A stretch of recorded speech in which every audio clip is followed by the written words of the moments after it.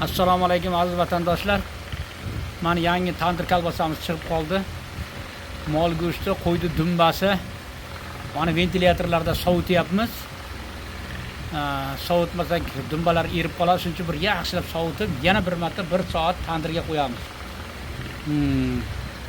Mana qanday qarsillar chiqqan o'zi ham mana bemalol murojaat qilaverishlaringiz mumkin. Klientlar tinmay qo'ng'iroq qilib turishibdi. Hammadan Alloh rozi bo'lsin, iymonni Alloh taolo salomat qilsin. Jannatlarda Alloh taolo jamolini ko'rsatsin. Kimni duo qilib tursa, yaxshi niyatlar qilsa, Alloh taolo farishtalari tushib turib, o'zingga ham deykan. Kimga yaxshi niyatlar qilsa, Alloh taoloning farishtalari o'zingga ham deb turadi. Shuning uchun bemalol murojaat qilaveringizlar. Hammadan Alloh taolo rozi bo'lsin.